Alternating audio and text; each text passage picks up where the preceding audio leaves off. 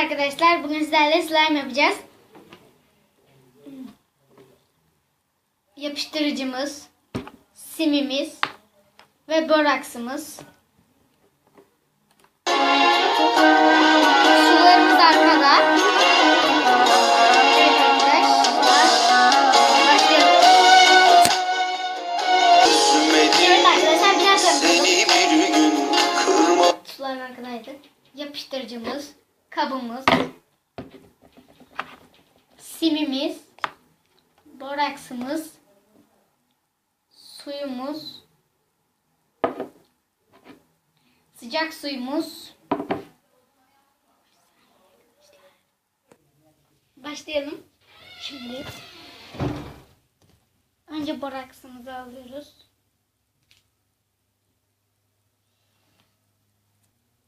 Bir tutam döküyoruz suyumuza.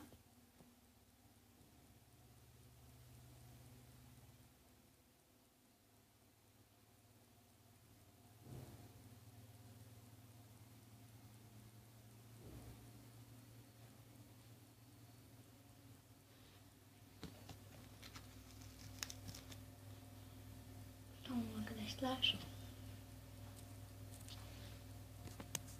Karıştırıyoruz arkadaşlar.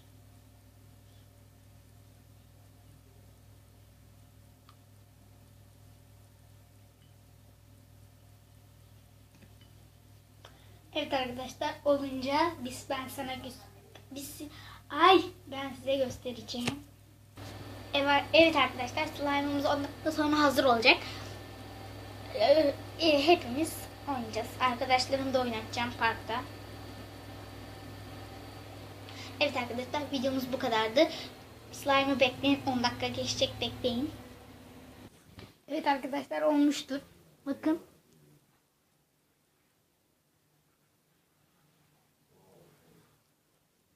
Güzel arkadaşlar.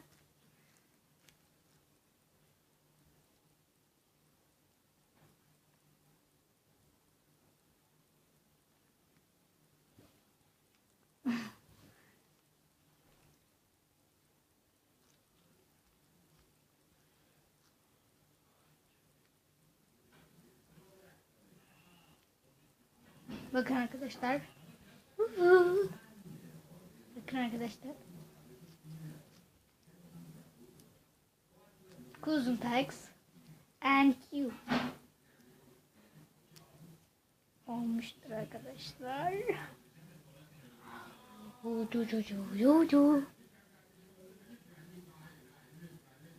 Bakın arkadaşlar, bu kadar oluyor. Fazla büyüğe de gerek yok.